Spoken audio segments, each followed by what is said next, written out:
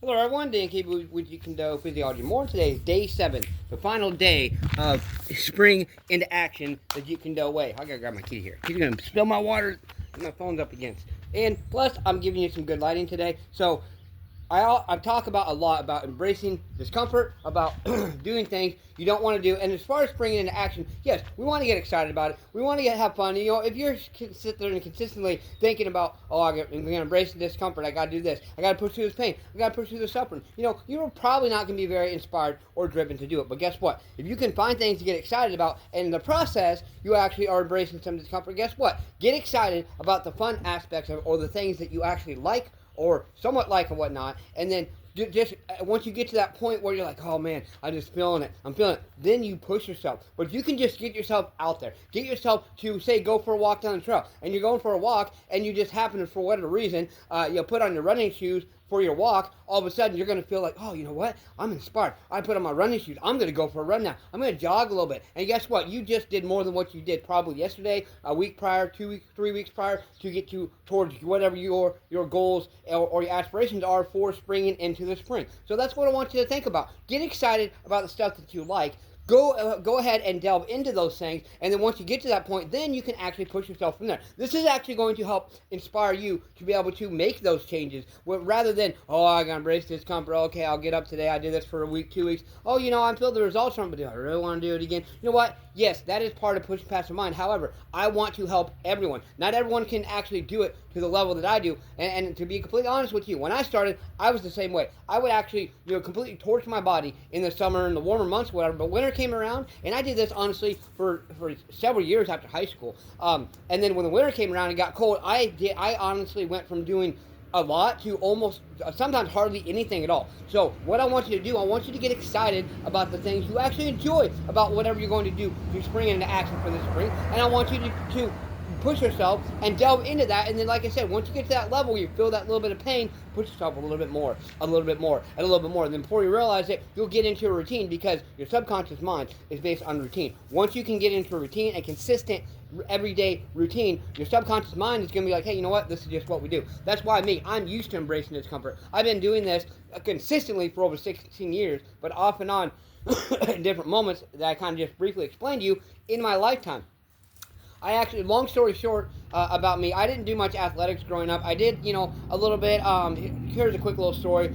In kindergarten, I went out for pee wrestling. I've always been a little guy. The main tournament, the biggest tournament, I actually lost second. I got second place. I lost to a fourth grader who was the same weight as me. So I had some talents in different ways. Then in sixth grade, I actually went out for track for a little while. That didn't work out too well. In fifth grade. And then in sixth grade, I actually went out for wrestling, screwed up my ankle really bad, and I said, screw this shit. And then my dad was being a total asswipe to me, off and on, and things like that. Come on. So it honestly pushed me completely away from it. No, guys, come on. Sorry, kitties want to drink my water, and that's what I'm holding my input. Anyway, so, gotta get a bigger angle. Sorry, guys. Guys, girls, whoever's watching this. Okay, there we go. But okay, so and then as far as that, my when was okay, okay, and then my junior in high school, I actually went out for the track team. I was like, you know what, I think I'm a sprinter. My brother's fast, my dad was fast.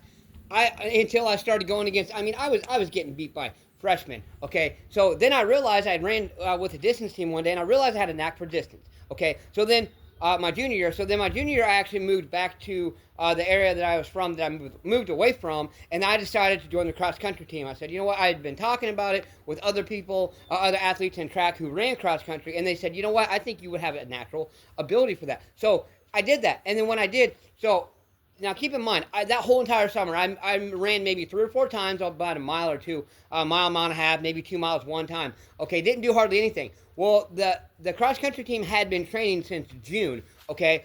I didn't even join the team until about 2 weeks before school started, which was on August 25th. So 2 weeks before that. My very first day, we ran 5 miles. I had never ran that far as without stopping in my life. I thought I was going to die. I stopped like 3 or 4 times because I was cramped up, but guess what? I finished it, and I did pretty well. And then the girls cross-country coach came up to me because I found out he was actually the boys track coach. I found out later, and he was a very inspirational guy.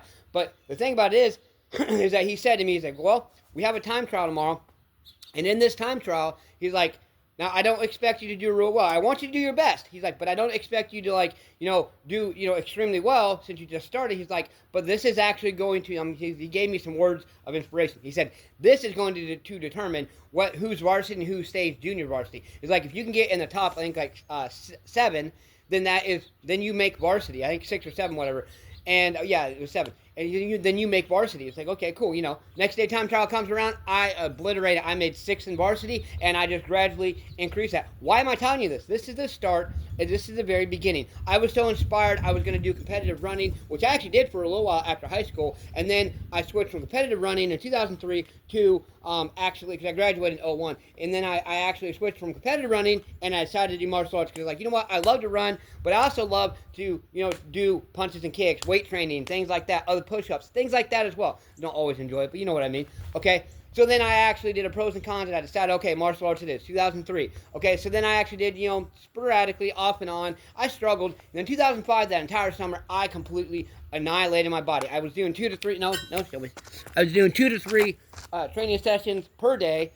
Pretty much my life was working and training, and I didn't have kids back then, didn't have a girlfriend at the time or anything, so I'd actually just left my first wife, and the thing is that I was so inspired. But then wintertime came around and boom.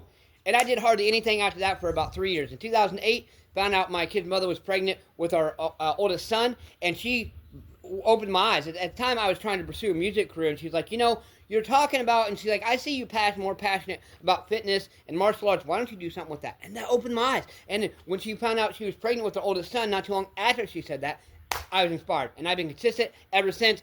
Over 16 years. He'll be 17 on Christmas Eve this year, so this is actually marks right about this month or next month marks 16 years of consistent martial arts training. So I wanted to tell you my backstory on that to give you an idea of it's little by little, day by day, and eventually you can get where you want to be in life. So do these things and embrace that discomfort today. And what I want to challenge yourself with today is just getting out there and doing it. Getting excited. Your challenge today is getting excited about whatever you want to do, your goals, whether you want to get in shape or whatever.